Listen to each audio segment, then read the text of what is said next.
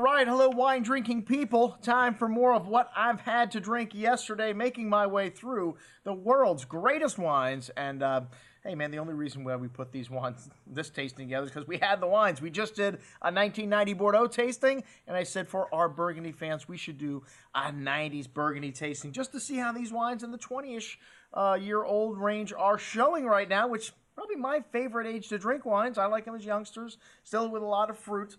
And then I get, into that secondary stage where they start to lose fruit in that third stage where it's just all earth.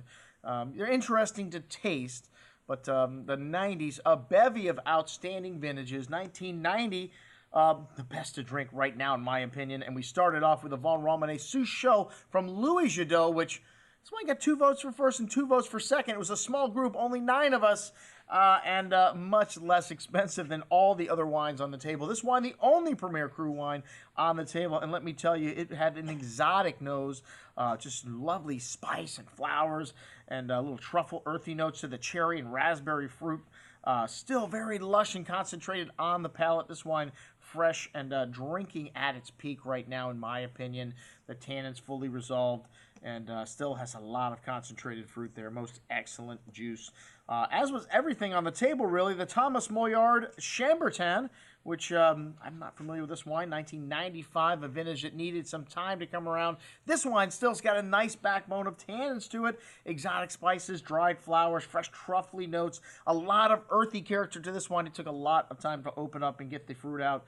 And a small area, only 60,000 bottles produced annually of Chambertin, of all the producers that make it. So on the second day, this wine's still showing very nicely. Needed a couple hours in the glass, but wonderful right now. Got 2 votes for second place.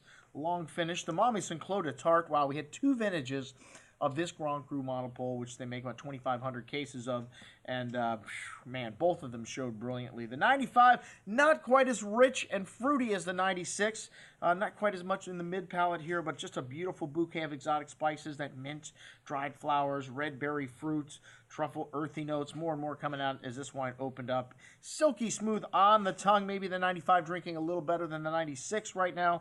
A lot of spice and pretty floral notes to the finish, most excellent juice. The Comte de Vogue Musigny, one of my favorite wines, one of my favorite Grand Cru. If I had to pick one, a little bit of funk to it. I mean, it kind of blew off after this wine opened up and was much better with the food, with the deconstructed beef bourguignon that Tony made, and really densely packed fruit. This wine's still very big and got 1 vote for first, 1 vote for second, and still needs time, in my opinion. I didn't think there was anything wrong with the bottle. The 96 Clos de Tart, my favorite wine of the night. I love the 96s. At just over 20 years old now, these wines still have gorgeous fruit, and this wine is bursting with rich cherry liqueur, wild strawberry, exotic spices, herbs, truffle. Even better on the second day, a liqueur-like concentration on the tongue, just silky smooth, that exotic spices, minty notes lasting through the finish. And this was my pick for wine of the night. Got 2 second-place votes as well. The 97 Dujac Clos de la Roche, bam, pow. I mean, almost everybody voted for that wine as a first-place wine. I couldn't believe it. No second-place votes. And I have to say the nose on this wine was just exotica, man. It had this lovely, smoky, spicy character to it. They use the stems in this, which gives it that really exotic spice, minty, and still had some nice fruit to it. But to me, just didn't follow through on the palate. Wasn't rich enough. The nose definitely got, vote for wine of the night.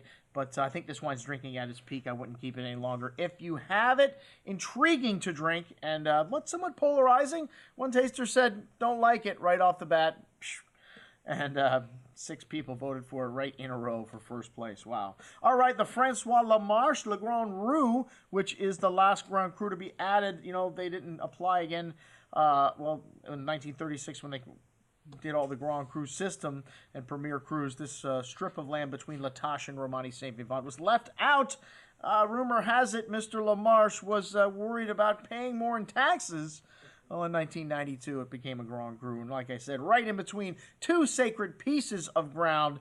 And this wine, 99, just a monstrous vintage.